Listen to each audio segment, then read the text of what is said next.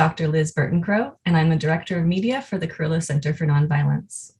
Welcome back to Living One, our monthly webinar series where presenters from around the world share their vision of a future in which humans and other animals live as one community in peace and wellness.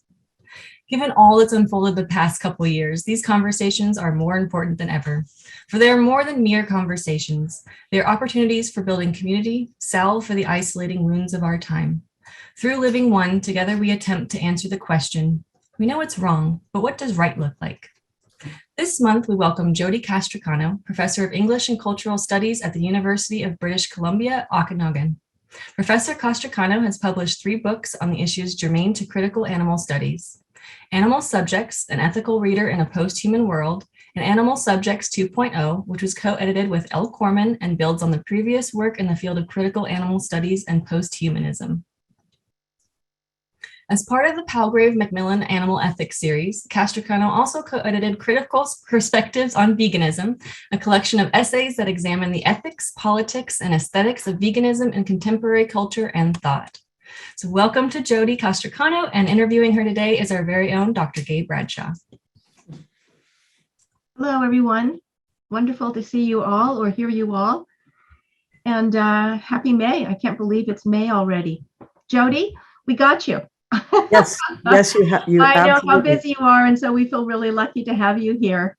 No, I just want to say I'm really grateful to be here, and as I said earlier, that I'm kind of excited by the fact that this is a conversation and not sort of a formal academic presentation or engagement that I usually have. So there's this kind of open field of possibility.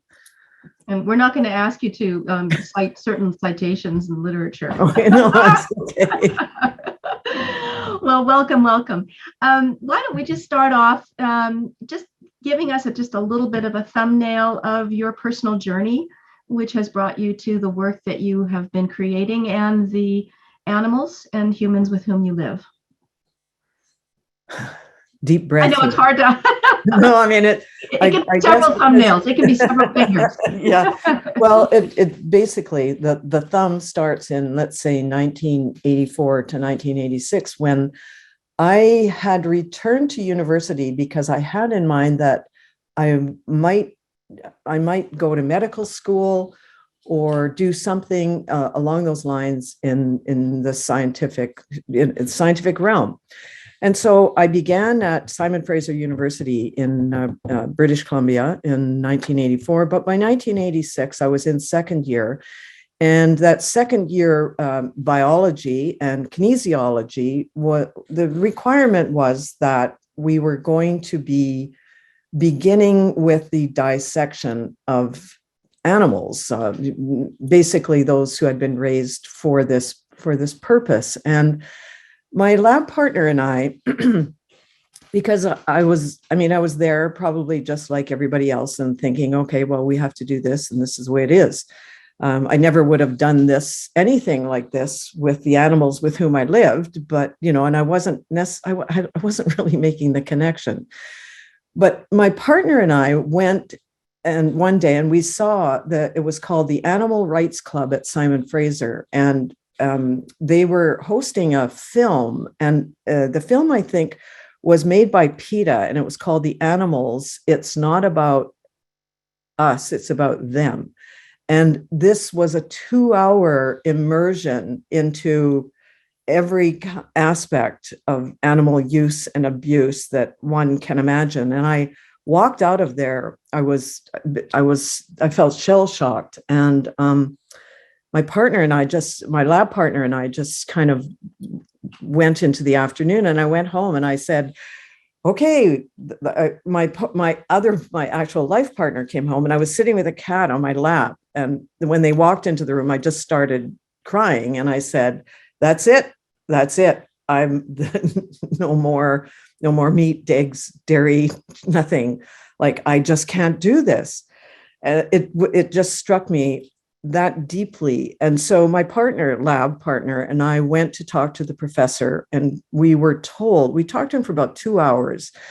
And he said, although there are, I don't really agree with what you're advocating, which is not to do the dissection for reasons that we named, that he said 99.99% of students would not raise this issue. Now, mind you, 1986, this was not really in the public imagination about why should we care about animals anyway, and unless they're our pets. So he said, however, I will give you a kind of concession. And he said he was a person who, when he found roadkill, would put roadkill in his freezer. So we were able to take the final exam and on an animal that had been killed on the road. But what happened after that was, coming the next level of biology and kinesiology. I was told by one teaching assistant when she showed us this room where there was a lot of small cages with little rats in them. She said, "These are not real animals." And I said, "What do you mean?" And she said, "Well, their feet have never touched the ground." And I thought, there's it's like you just want to smack yourself.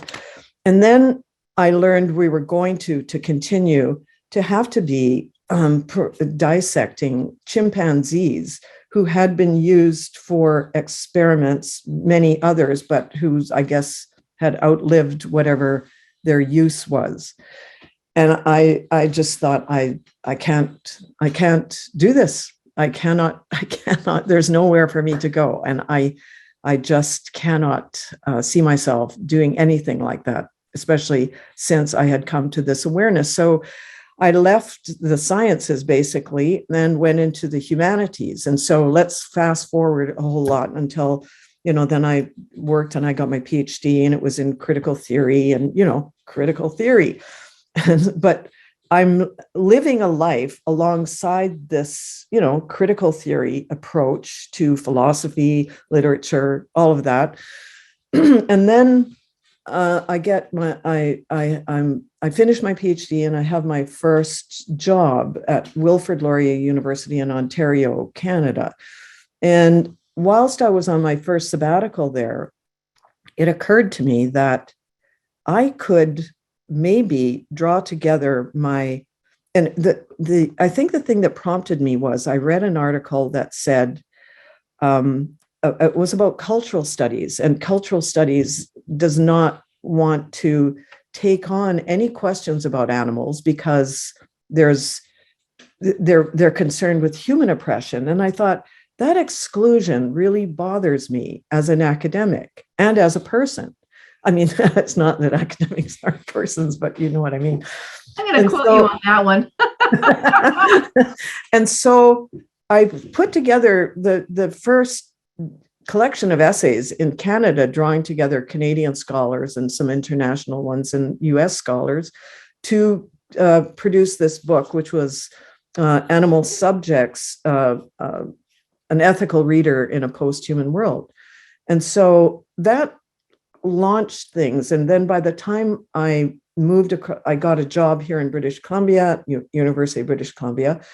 I brought all that work with me. And although I wasn't hired to do anything about animals, on the contrary, I ended up about 12 years ago creating a course in critical animal studies. And since then, I probably have I've taught this course every year for that number of years, to the extent that the students with whom I've worked and am working with, have gone on into like animal law and, all different disciplines in which we are concerned with advocating for animals, especially within institutions that find it somewhat that dismiss this concern. So here I am at a university, and to a certain extent, I have felt like a voice crying out in the wilderness because of the politics of the dismissive, the trivialization of the claim that animals are worthy of our concern and compassion. I teach in a way that involves ahimsa, which is do no harm. And I often ask students the question about, if you could live in a world in which you do the least harm, why would you not want to? So that basically brings me up to the present time, in which I work with, a lot of students who are graduate students and undergraduate students. And one of my students was on one of the last calls that we had here in Living One, and she actually has gone on now. Her name was Zoe. It still is Zoe. She has gone on to actually produce an essay that won a book prize in our faculty for her work in animal concerns. So that's kind of it. And here I am. And I knew about the Carolus Center for a long time ago, because I had quoted something from you, Gay, I think in the first or even the second collection of essays. And, I had been sort of, I suppose, sniffing around your website and everything like that. And I thought, this is exactly it. So when I saw that this Living One series was happening, I appeared here and was really incredibly moved by what was happening with regards to not only the people that you were bringing on here, but the people who were also participating in these events. And this conversation is one that I feel is really critical at this moment that we find ourselves living on this planet, and with those with whom we share it. You mentioned, to the center is about living as one community, and I think that's what's interesting about that novel that Coetzee wrote, is that Elizabeth Costello is a writer who goes into an academic setting and is kind of beleaguered by the claims that what she is concerned with is wistful prelapsarian wistfulness. And because she wants to claim that it's about living in community and what that might mean, and what it might mean for us actually to get there. Because if we're still just talking about it, it kind of means that we haven't moved into that worldview yet. And so there's no guarantee. And that's the thing that we have to take into account. So the journey has brought me to 2022. And here I am sitting and talking with you, which makes me quite happy. Well, we're mutually happy. Just if you could back up for a moment, because you have just completed writing a paper that reflects on Coetzee's book and the protagonist, Elizabeth Costello. Can you give us all a little background or just talk about your paper, and that weaves in the book that some people may not be familiar with? Okay. Oh God. All right. I taught this paper. I included, well, first of all, let's say that Coetzee's novel asks us about the value of literature when it comes to an understanding moral concerns and ethical concerns. Elizabeth Costello is, of course, fictional, but she's really mirrored in the fact that Coetzee went to Princeton University in 1997 and 98 and read the novella as his paper in an academic setting that normally and traditionally has only abstract philosophical papers about ethics and morals and human values and all of that. And the response to it is similar to what Elizabeth Costello experiences within the novel, which is this, immense challenge for her, not only to trivialize her concerns about animals. And I mean, the narrative takes place over a couple of days. She's been invited to this English department because she's a writer. And then she really, much to the chagrin of those who had invited her, she starts talking about the abuse and use and exploitation of animals. in and wants to make the claim that basically what is missing from philosophy is compassion, because historically, and now I'm going to start talking about like as if I'm an academic, but I have to a little bit. But historically, philosophy even we still see the person. yeah. But since Plato, the Republic, Plato said the poets and poetry, get them out. We can't have these people in the just city because emotion is not to be trusted. As a matter of fact, it's irrational.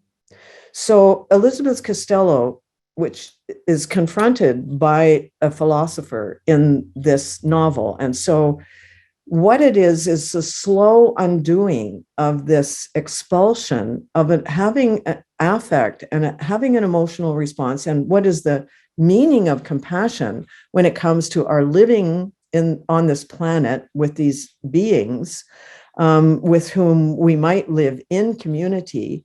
What is the role of that, and why is it excluded from the purview of our politics and our our systems that are officially determine the way that we treat animals that are ubiquitously used, exploited, and around the planet?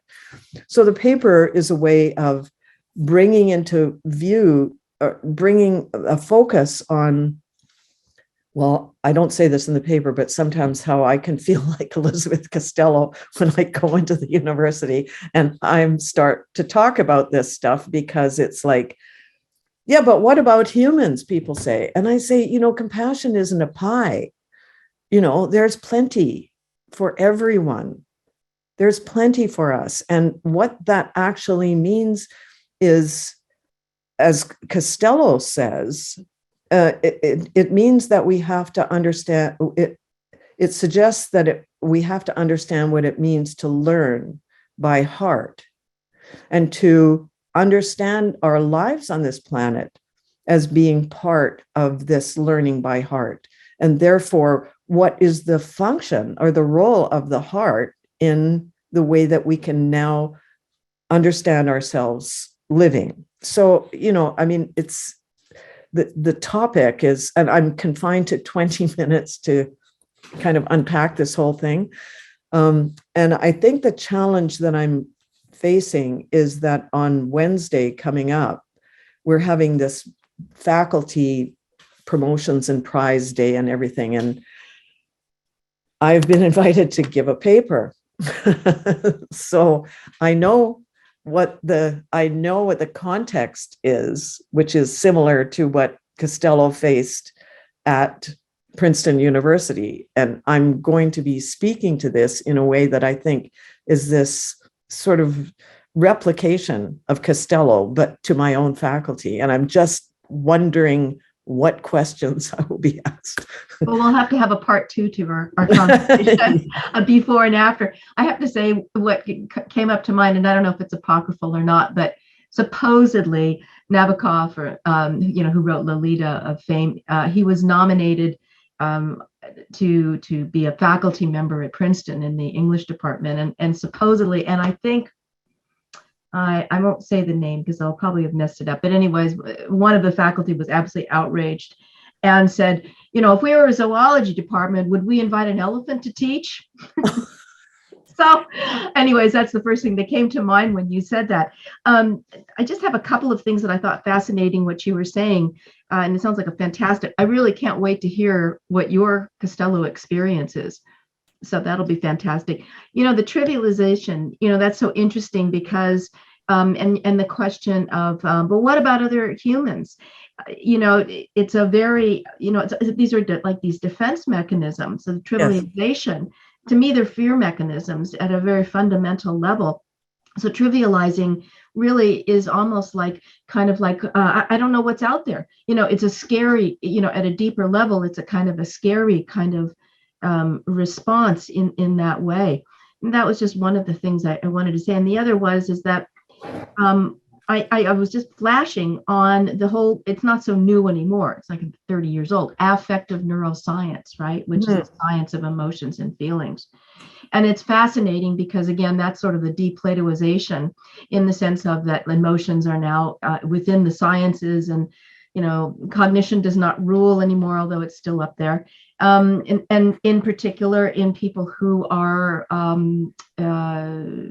researching animals, even in the quote unquote positive advocacy way, is still in this notion of trying to prove that they've got what we've got. That's still that implicit kind of thing. So it's very fascinating to me that there's something that's still there, that's very strong, even in what I call the animal advocacy group, where people are advocating and speaking out strongly. These are scientists as well as non-scientists, but science in particular. And yet at the same time, they have participated and they continue to participate in ways that continue to subjugate animals. So, for example, they'll draw the line. We have great, elephants is what's going on, and primates, it's just terrible. But, fish and deer don't feel. Even though the science, and people have heard me say this over and over, even though the very hardcore neuroscience says there's a unitary model of brain, mind, and behavior for all vertebrates, and as the Cambridge University Declaration was, which was a bunch of neuroscientists, some of whom continue to participate in zoos and in experiments showing how smart these animals are. Basically, being part of the subjugation and the trivialization of animals. So that's kind of, sort of my little soapbox thing there. But it's an interesting thing that harks way back to, your own personal experience. Is like, well, why didn't I make this connection? I have my beloved cat, and so these surprises. So I think that's a very interesting. All the things that you said are really showing the evolution of human consciousness. They're really showing that there are these changes, and what is happening in quote unquote academia is a reflection of that in that way.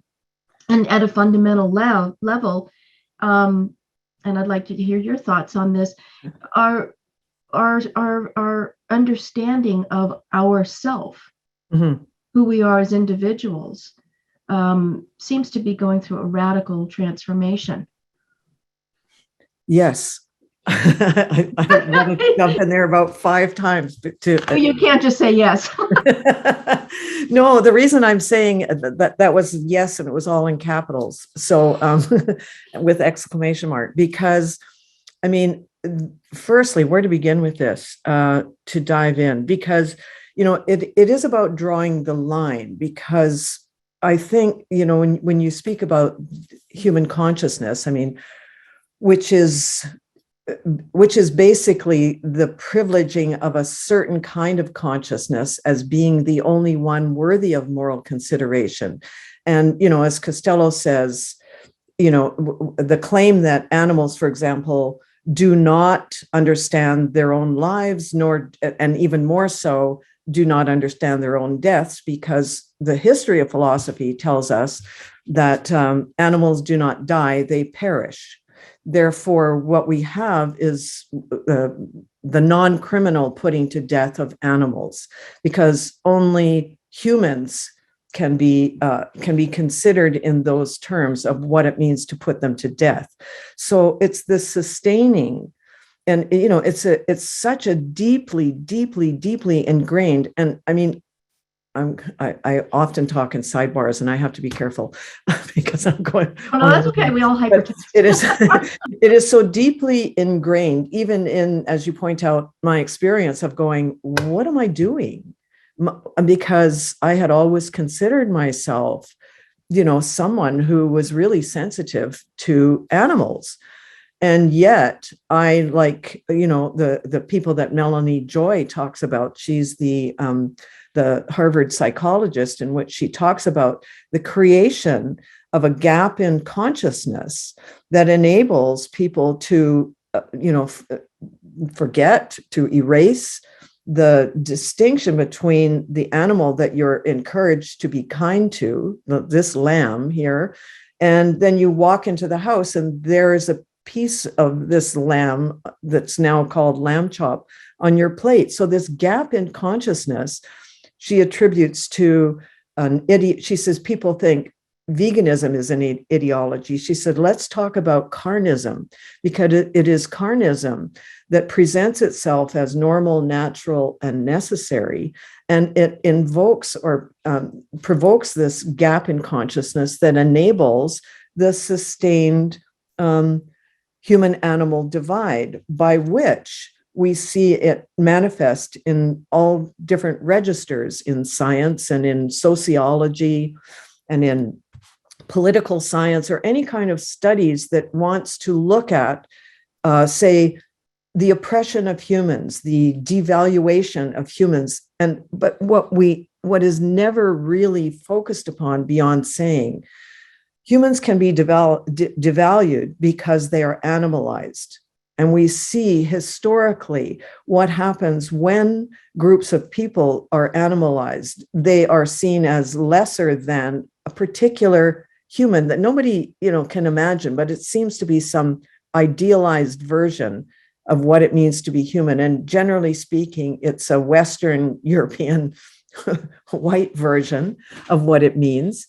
And then those others can, in fact, be oppressed because they have not yet reached the status of this idealized human. And therefore, they can be treated like animals, as if animals deserve to be treated like animals. So there's a kind of cascade, a cascade of, I think, emotional, psychological, intellectual gaps that emerge in order to sustain that divide, by which it takes science to come along in 2012 with the Cambridge Declaration of Consciousness to say, yes, animals have consciousness. And it's like, hello, we have been talking about this for hundreds of years. And so it's like Mark Bekoff said. Yes, exactly. Mark said, I just read this, and he said, I was wondering if it came from the Onion. It's such a great commentary. But I think the deepest thing with, and your personal perspective of that, have you, if we somehow turn your beautiful journey that you described, what is your internal perception of self? I mean, if you could kind of be, the invisible world and go inside, has your inner self changed and your perception of self changed? Because that's kind of a microcosm of what you're describing. Yeah. And if so, how? Yeah, no, I mean, it's interesting. I always think of what George Bernard Shaw says, that you've learned something because it feels like you've lost something.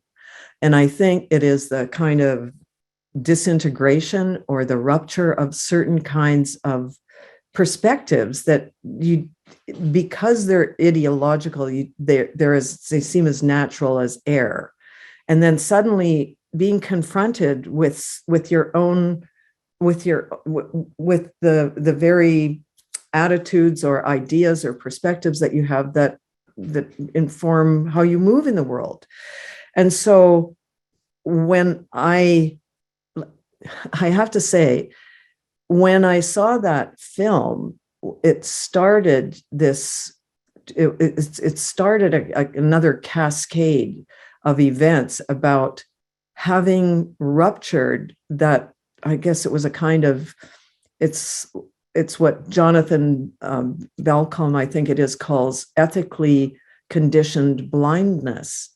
And so it's like having that removed, because it was the images that I saw on that screen that actually it was a visceral, kinesthetic, auditory response. It was an embodied response, and the understanding that these animals, that I shared something besides it with regards to embodiment and the precarity of living with animals who could not avoid what happened to them at our hands. And so it just kind of shifted in a way that was deeper than being able to articulate it in necessarily in philosophical terms, because philosophical terms can't handle that transformation, because that transformation is one that I think turns, well, I'll have to say, I think it turned me inside out to a certain extent. And I realized that the compassion that I felt for the companion animals, why was I not extending what was what I was shocked. And so over the past, I would say, decade, maybe 4 or 5, 6 years ago, I started, I was involved in doing some work with First Nations and Indigenous, she's an Anishinaabe Métis woman, over on Vancouver Island, and she was offering a vision quest. And I've been on 5 of them. Basically, I guess there are other ways to spend time, but they involve, going out after doing some learning in Sweat Lodge and going out into a circle on the land and being there 5 days and 4 nights and fasting you can drink water.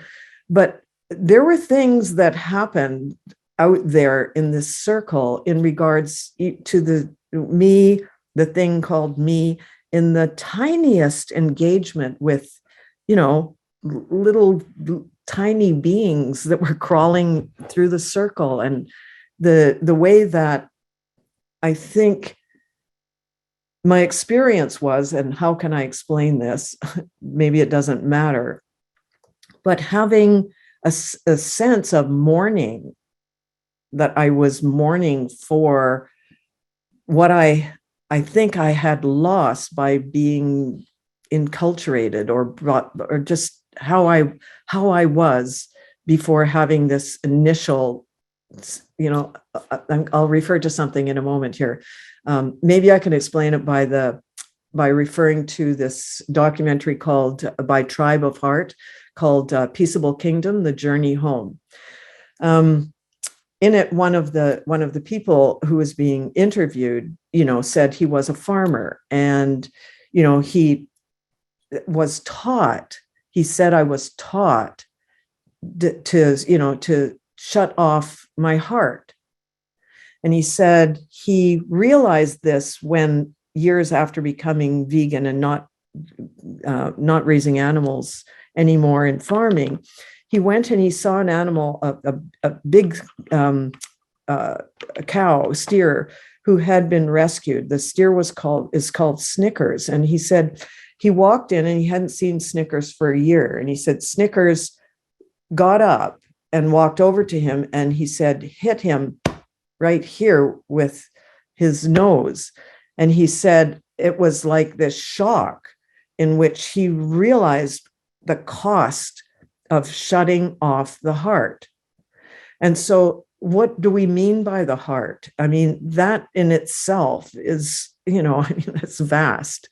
And so it actually, to me now means, it is the reason for my teaching within the academy, because I want to bring this there, even though it's not necessarily welcome. I'm not welcome on the voyage of the institution, but I feel it's really important because it is the way I live, and I live understanding that, these are sensitive beings, and that they, it's at their peril that we are unable to understand our kinship with them. So I feel like I had that moment rediscovered kinship. That's what it is. So, and I mean, it's kind of, it's not something I think I can distill in terms of this is my program of how it is, but it's when Liz was saying, we know what's wrong, but what will it look like if it's right? Well, it's all of this is my is my way of living in what I believe to be the right way. It is, it is about trying to raise awareness of the sentience and the significance of those life worlds that we have, for hundreds and hundreds of years disavowed and created such chaos upon this planet that even the engagement in wars and in what's happening right now in the States with Roe versus, all of that is often involved in this, I want to call it, I have to use these words, this kind of patriarchal anthropocentric demand that specifies a hierarchy of being.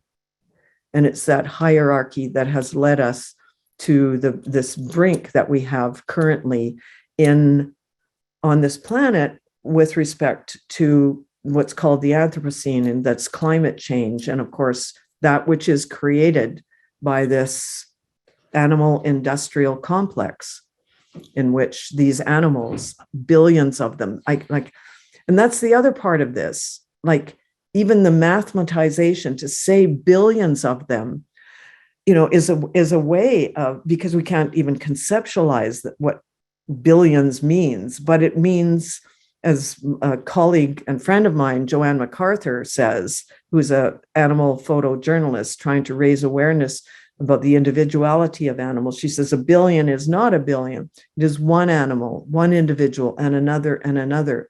And it's like trying to create awareness that, as the philosopher Jacques Derrida he talks about this, our understanding of the animal. He said this is, our way of corralling all of these beings in which we can therefore do to them what we want. And he said his epiphany, if you will, comes about when he steps out of the shower. The philosopher steps out of a shower and he's naked, and he walks into the bathroom out of the shower, and he sees his little cat looking at him.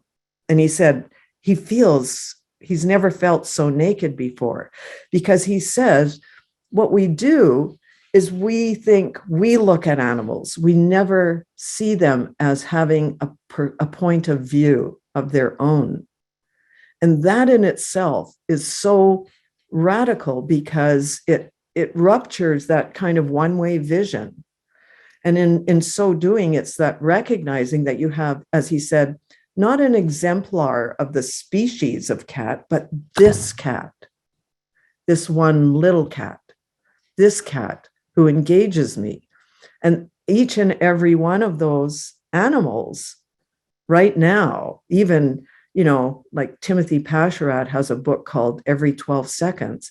And it just, I find it really even hard to speak to that, as he puts it, in this one plant, every 12 seconds, an animal is slaughtered or attempted to be slaughtered. It's not always effective. So it's like one and one and one. And we, it's about understanding that the life world of those other beings need not look like mine in order to back off and stop killing them, for that matter, or using them.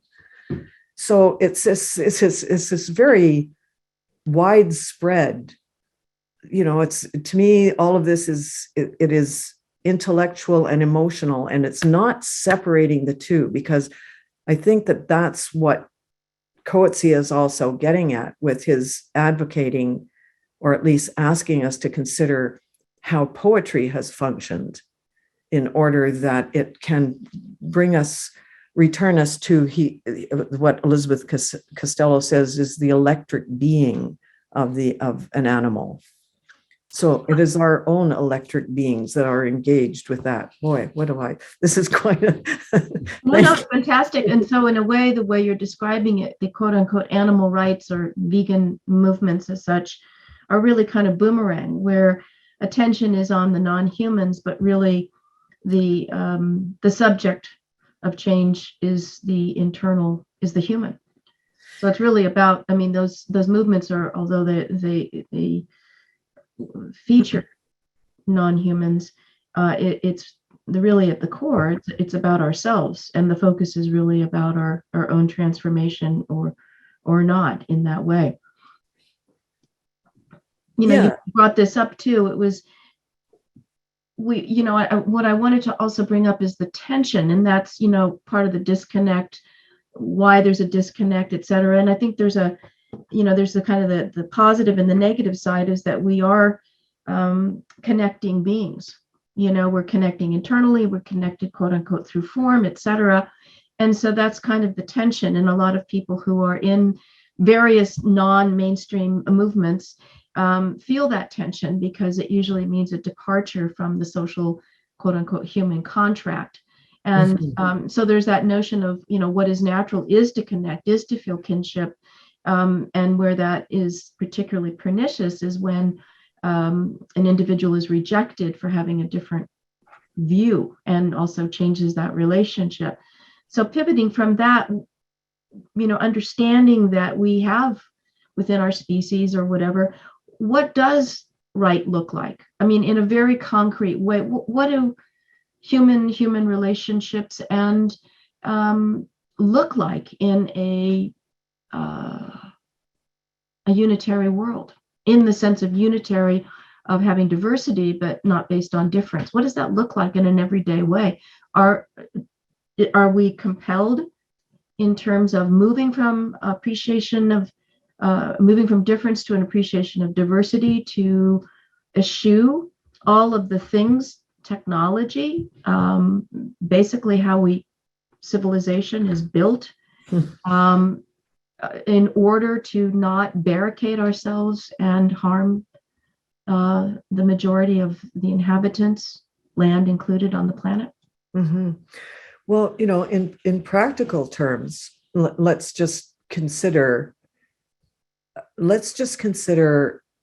living in a time of a pandemic in which, everything that is involved in trying to deal with the pandemic, the vaccines, the magic bullets, the masking and everything, which is, of course, really important. But causes of the pandemic are rarely, I've only heard it once mentioned, that the pandemic and other pandemics and epidemics are zoonotic in origin. So that fact is not being, let's say, distributed, or is not being shared, because what we have to do is to be careful of the way that we, to ensure that we're vaccinated. And what's not mentioned is the way that zoonotic viruses are fostered in large animal industrial complexes, let's say, as they're called, in factory farming and in all kinds of wet markets, all of that. Actually, it is being discussed in the UN.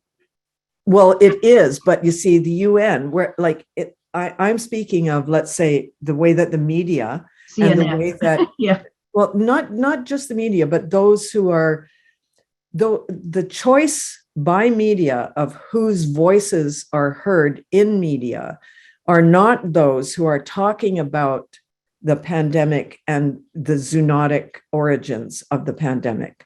Now, even if we start to think about climate change and what we're going to do about climate change, all focus has to be on, let's go with, electric cars and stop using oil, and let's maybe shower, shorter showers, let's recycle, and all of that. No mention of the way that the factory farming and that industrial complex has created, the deforestation of the Amazon, the unsustainable water use, pollution, and the fact that it's also, has had such detrimental effects on people living in areas where these large farms they've come down with all kinds of, really terrible diseases that are linked to the production and with the processes, such as even spraying the manure around where the people are living in poor, disenfranchised places. And so this has to be brought for more and more and more into public consciousness. The voices of speaking with regards to the relationship between, killing animals and raising and killing animals has to be brought into the conversation about why we ought to be going plant-based, even at the first step. If you don't care about animals, then you have to start realizing that the precarity of life on the planet has to do with the way we're living on the planet. And so deforestation, ocean dead zones, all of that, as these are related to the raising of animals for slaughter, has to actually reach a place in the public consciousness where some concrete changes are made in our understanding of food and the distribution of food, because we also know that when we talk about, famine and scarcity of food in so many contexts, that nowhere is it mentioned the percentage of agriculture that goes into feeding animals for slaughter and for meat and all of that, this could be remobilized and distributed as food that could sustain life on the planet, instead of raising these animals so that someone can have, their hamburger or whatever. So you are saying that what is right is essentially a fundamental deconstruction of what we call civilization. Yes, exactly. And I mean, to speak of civilization suggests that we only know something is civilized because of something that's not. And so and that in itself, gets us back into, say, colonization and the appropriation of land and the introduction of vast, of cattle farming and all of that, taking over the land, and which, it can only be done, as I mentioned earlier, through the animalization of people. And the point you'll see frequently is that people will, you often hear people say, if there's some kind of media coverage of a heinous crime or something like that, who were the animals that perpetrated this crime? And it's just like, it's, at what level or where can you rupture the idea that whoever perpetrates these crimes are animals such as the ones that we already exploit? So to me, it's talking about it becomes kind of complicated, because it means public policy and all of that. But, to bring it home, we have choices. And so I think, along with Melanie Joy, when she says, when you start to realize that you do have a choice, that maybe the choice was taken away from you when you were inculcated in a culture of carnism, for example, that in fact, the choice taken away from you is a diminishment of your freedom to live, in harmony. So once you realize you have a choice, here the point is that you must make it. And if you make it one way or the other, you're going to have to live with that choice. And so consequently, I think that trying to pretend that you don't have the choice is a continuation of a kind of, it's a bit of bad faith, really, because it says it's just the way things are. So I don't buy that. And I think sometimes it's just, as we begin to see animals as individuals, we also understand that we have the responsibility as individuals to respond, to have that responsibility to living on the planet, is that we have those choices. We make them not only because we want to continue our quote unquote lifestyle of whatever it may be that is consumer driven, but also that if we have to consume food and create food and food policies, that in fact our choice in the store, one store, has the effect all along of affecting ultimately those policies. So it's kind of like from the particular, from, to the general, if you will. So we're kind of experiencing a reverse Orwellian thing where things like civilization and animals are not, are reversing their initial meaning. Yeah. I mean, at least that's how I use civilization as a kind of a catch-all for this sort of the scaffolding that has been built. But I feel guilty because I've been monopolizing you, and there's already been questions coming in saying, will there be time to ask questions? So I'm going to step down and allow the listeners and viewers to have their turn. Thank you so much. Thank you, Gay. Thank you, Jodey. I think your quote, was it "Compassion isn't a pie, there's plenty for everyone," is like my favorite quote of the year. I love that. So, but we do have already some questions popping up in the chat box. So it looks like Bob has one. Do you know anything about a campaign to attribute personhood to orcas? It says in United NA, but I'm assuming in the United Nations. Is that what it is? That's my guess. Bob, if you'd like to unmute yourself, you can go ahead and do that if you're comfortable with it. But in general, I would assume, do you know anything about a campaign to attribute personhood to orcas? Yeah, well, I know of many campaigns that are, with regards personhood, not the least of which is the one Animal Justice, I think, is waging right now. And it has to do with, chimpanzees. And there's a number of ways of looking at this. Attributing personhood to orcas seems, in a way, to be, how shall I put this? Sometimes if the great apes are granted personhood, note the word granted is a real problem here. And if orcas are granted personhood, does this not just mean moving the line as to who and who is not a person?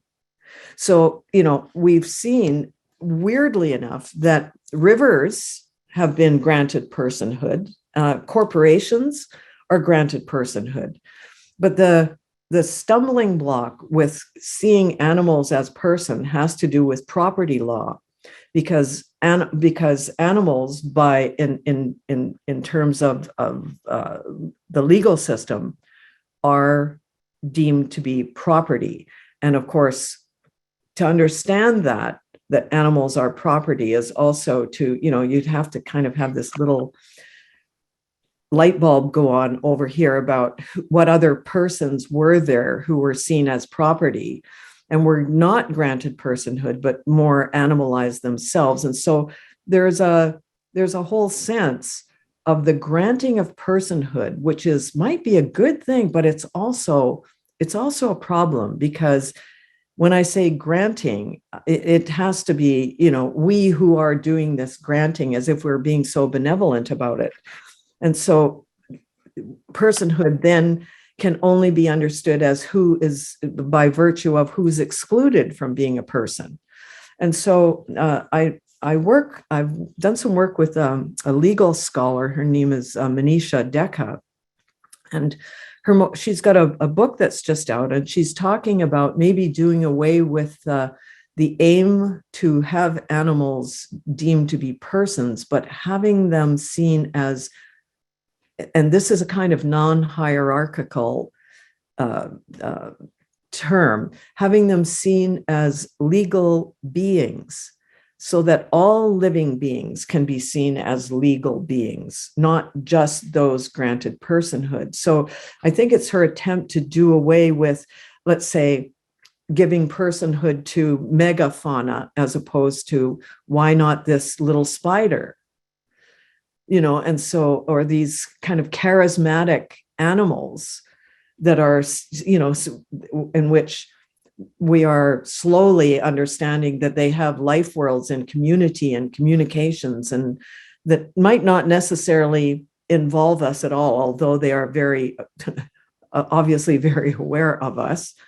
And so the drive to personhood is certainly, it's a philosophical one, but it's also, a legal one that's involved in the legal system, because you have to remember too that personhood is kind of precarious, because it was in the early 20th century that women were not really deemed persons. So they were not accorded personhood until, we had the thing called the Persons case, in which this group of women challenged the Supreme Court, who had denied them authority to serve within the judiciary because they were not seen as legal persons.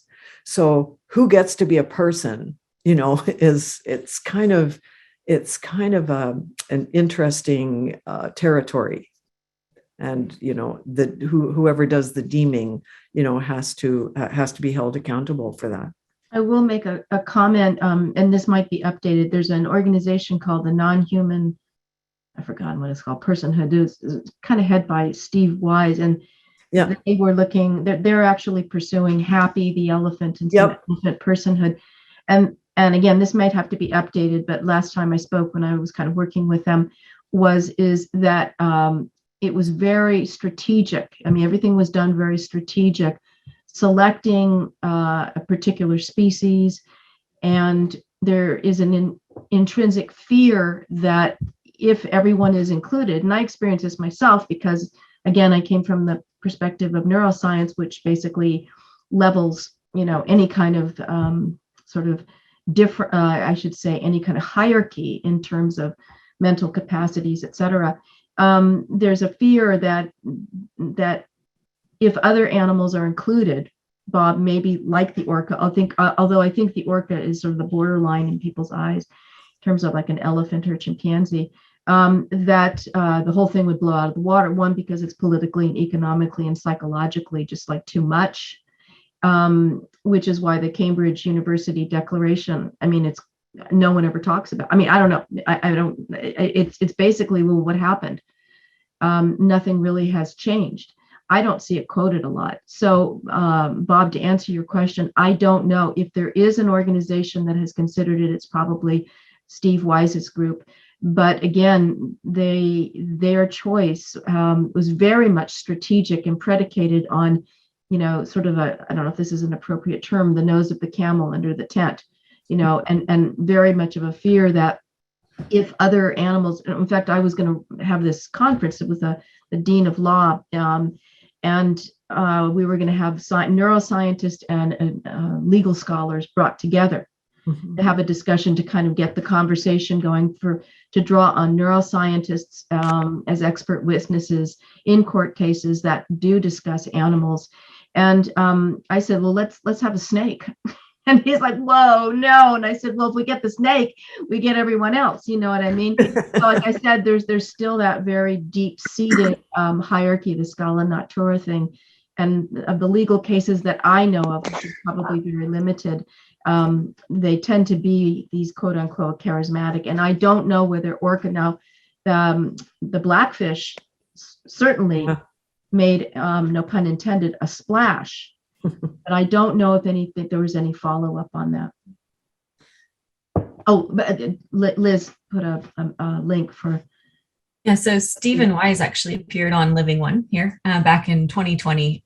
So I put the link there in the chat box for folks who would like to see that conversation. And he does go into sort of his rationale for why he picks the cases that he picks.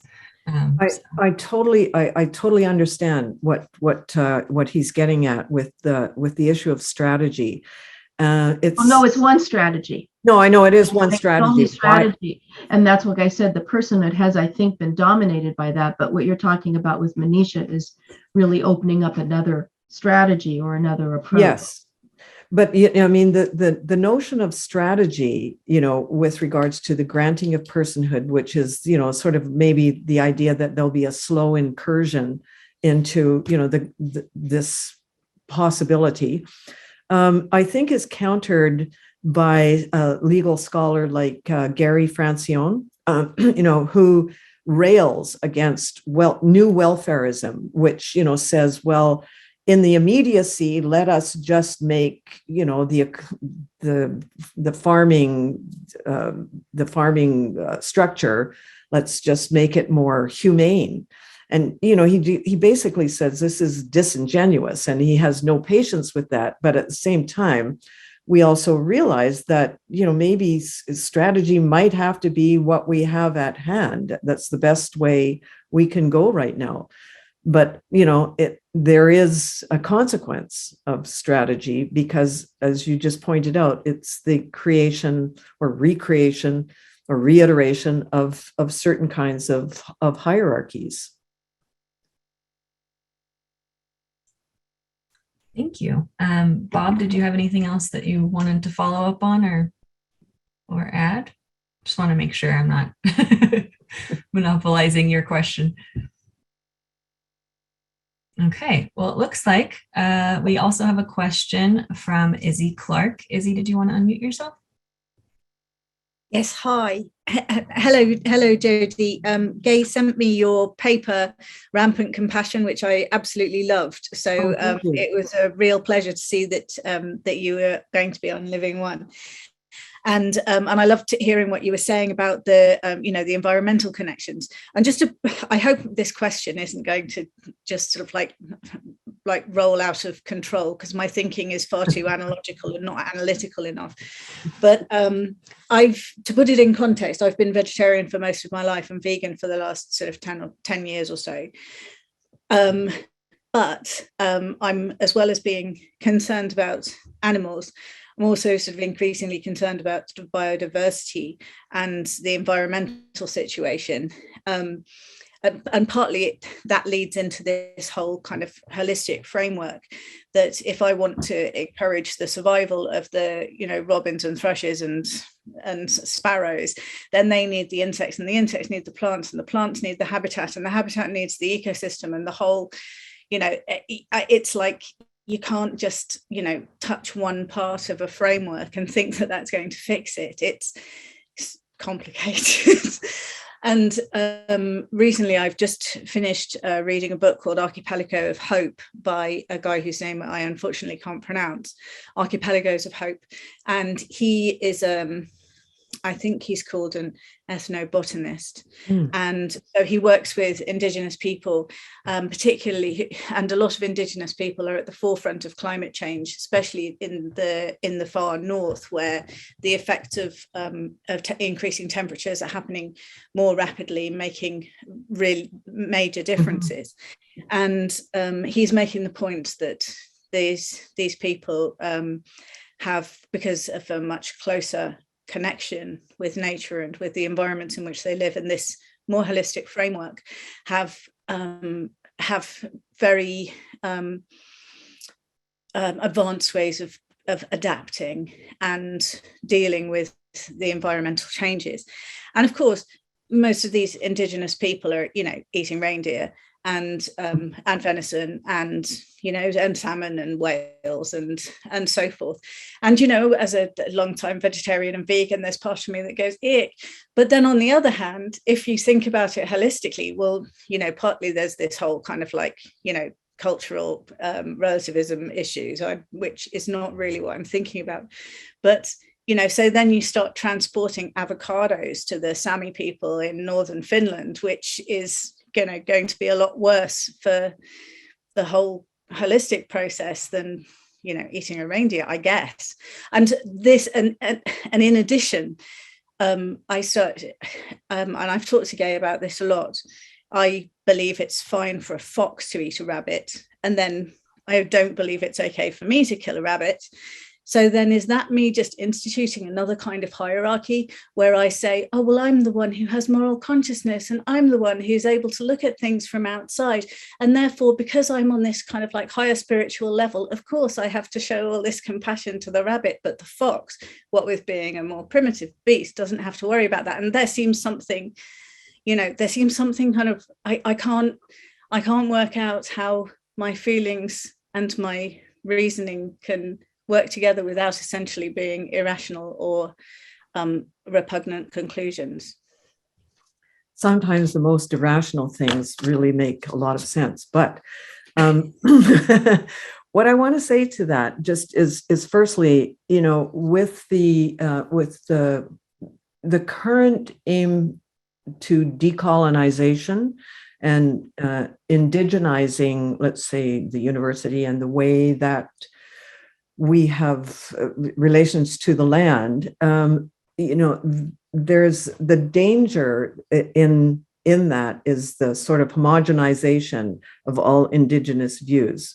What I do in my course, because the issue of, well, what about the Inuit always comes up, that I front load the course now with the voices of Indigenous scholars and thinkers and storytellers who, for example, are talking about, not seeing their particular contextual Indigenous culture as being, as being reified or stratified in one moment, but that these living cultures now bring us to a point where we can see that not all Indigenous peoples are advocating the killing of animals. Margaret Robinson, for example, who you should really get on here, tells the story of how, as an Anishinaabe woman, that what she says is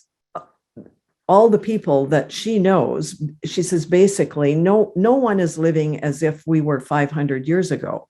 We are all, participating in a present day culture, and that perhaps moving into understanding. She has an essay called "If We Don't Eat the Moose, Is He Still My Brother?"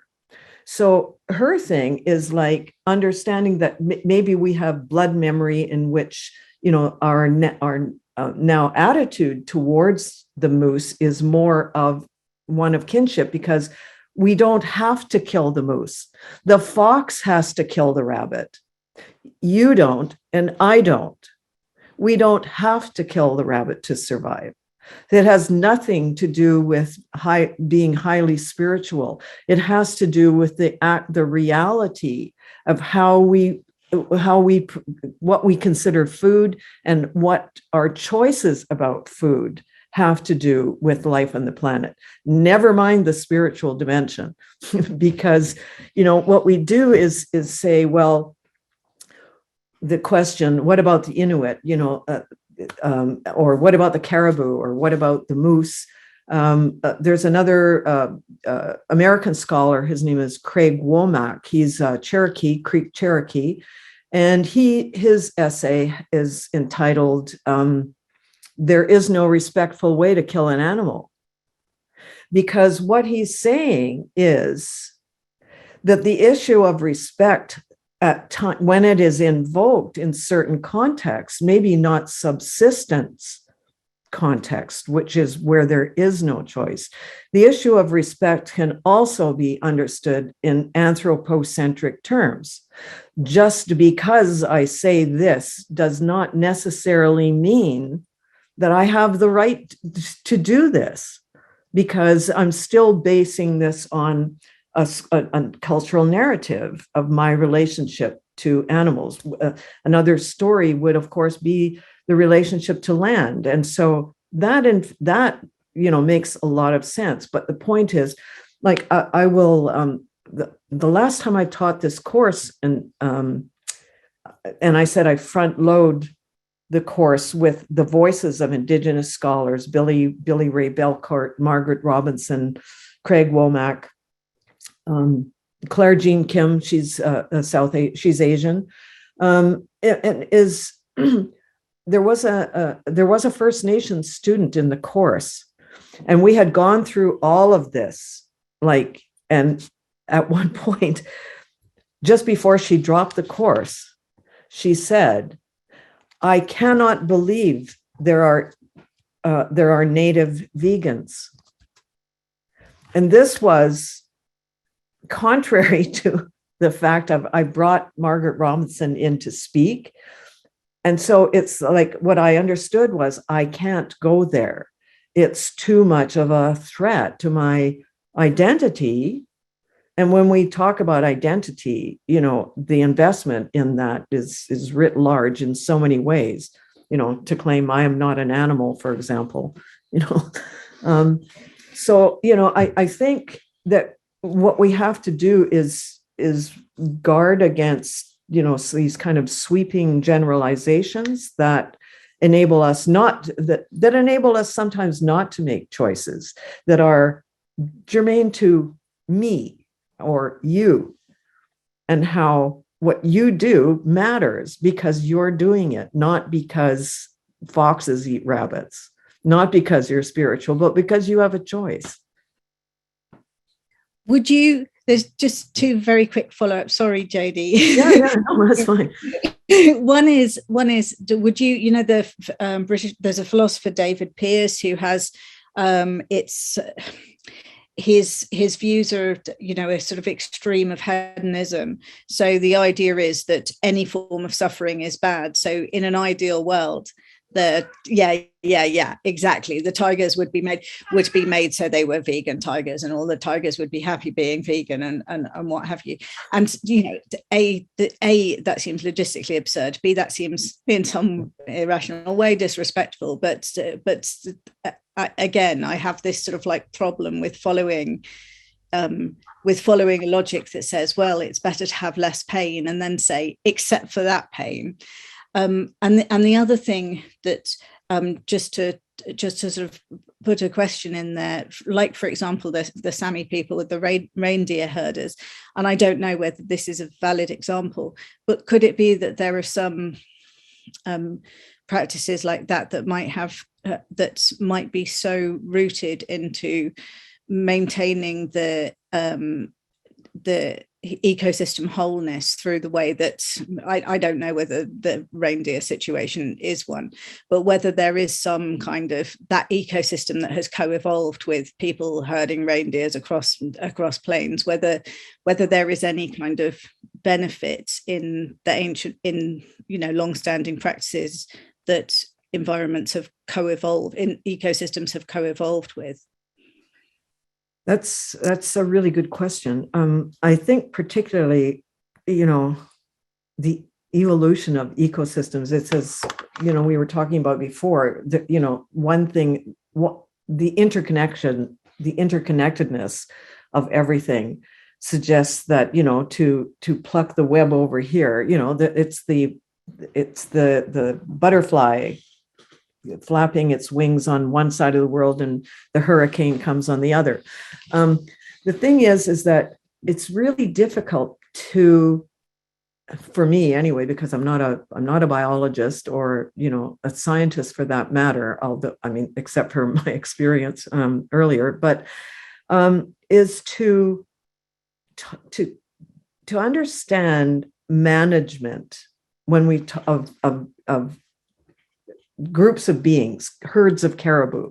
Like there's this herd of caribou, they maybe all move as a unit, but do those caribou have a right to change as if we are able to make the other changes that go along with the destruction of ecosystems based on what's happening on the other side of the world?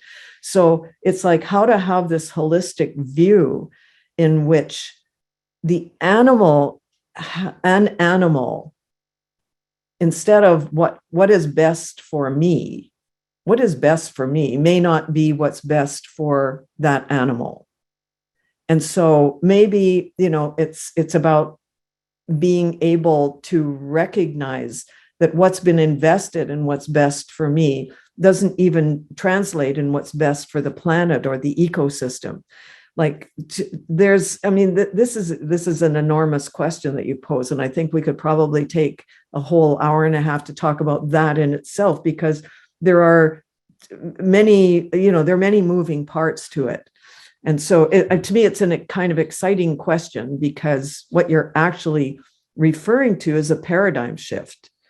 And this paradigm shift is the one that I think living, this series is intended to encourage. And so it's how do we look at a group of people and a group of animals? Those people are seen as being individuals, but the animals aren't. And so, it's like, what if, like Derrida, we turn this around and say, this particular animal has a life world. And so do I have the right to impinge on that life world just because? I mean, again, I have a problem, a challenge with thinking through subsistence living, because we also create, zones of food scarcity. And so I mean, it's a very large question that you've asked, and I feel like I want to really talk about it a lot, but I also realize that the time is fleeting. So, but thank you for that question. I hope I probably didn't really answer it to, like, I feel frustrated because I realize that there's so much to say about it, but thank you. I'm sorry, I'm always too tangly in my thinking. Anyway. No. I think thinking is tangly. So, well, I have to pipe in. First of all, I think two wrongs don't make a right. And I think that the reindeer don't need the Sami to organize their life or the quote unquote ecosystem. That's what I mean by management. Yes. So I guess I said the two wrongs, Izzy, that's kind of how I feel. It's like, it'll be fine. I mean, I think that I guess that's what, and again, I don't want to take any time, but that was kind of the conclusion when I first started working with the elephant thing. People would say, well, initially, a lot of the elephant researchers were saying, yes, it was good for elephants to have babies in zoos because family is so important for elephants. So people were asking me, reporters and all, and I had to think about it. And I said, well, I'll think about this more. But at the time, and I still think I think that to make decisions, as you're talking about, Jodey, is the bifurcation point is making a step that decreases being a social engineer. That's kind of a principle that I use. Whatever step is taken, it may be definitely suboptimal as such, but whatever brings me away from being a social engineer in that way. Anyways, I'll stop because I know there's. No, I just want to speak to that actually, because it might also reflect upon Izzy's question too, is like specifically in British Columbia, there is a wolf problem. The wolf problem is being addressed by the government, which has authorized the poisoning and the shooting of wolves from planes. The reason that there's a wolf problem, they say, is that the wolves are killing off the caribou. And so we have to protect the caribou by killing the wolves. But the reality is, and this is never addressed too, is, protect the caribou. What they really mean is to protect the cattle that, the ranchers have on these, in these fields that have been cleared because the wolves are coming down to the cattle and the caribou, because the caribou are being displaced by mining, extraction, and logging. So nobody wants to question just the way that that these industries are implicated in the way that animals are treated. So it's, it certainly is about the economics of mining and logging, for example, and cattle ranching. So the one who pays for all of this is the wolf. And so, and I mean, the focus is, as far as the government is concerned, is eradicating the threat to the cattle and therefore allowing caribou to proliferate when in fact their own habitat has been basically degraded by virtue of the logging and the mining. So, it's like you're so right. Two wrongs don't make the right. They just don't. Well, thank you, Jodey. I know our time is getting short, so we'll probably end it there just so folks can get along with their weekend and their Mother's Day. We were mentioning at the beginning, it is Mother Earth, so Mother's Day kind of makes sense to all be here and spend a little time talking about, the greater natural world. So thank you so much, Jodey, for taking the time to be here. Well, thank you. Thank Thank you you all for, especially for people who showed up, and it is Mother's Day. I really appreciate your being here. And thank you for Gay and for Liz for, setting this up. I will, just as much as I can, for sure, continue to be part of this because I just love what you're doing. So Thank you so much, Jodey. And if possible, communicate to us your experience on Wednesday. Yes, I will. Well, it's kind of neat. It's this as I use the word cascade, but there's this cascade of experiences. Yes, there truly is. That's great. Thank you. Thank you, everyone. Thank you, Izzy. Could I just ask a little favor? I didn't know, Jodey, if you might be able to let Gay know the titles of those essays you mentioned from the Native American people, because I'd really like to read them. Yes, yeah, I will do that. Send them to me, and then I can share them with everyone. Okay, I will do that. That's wonderful. Yes. And because it's always good to have other voices come in. So especially the voices that we sometimes think we're speaking for, but we're not.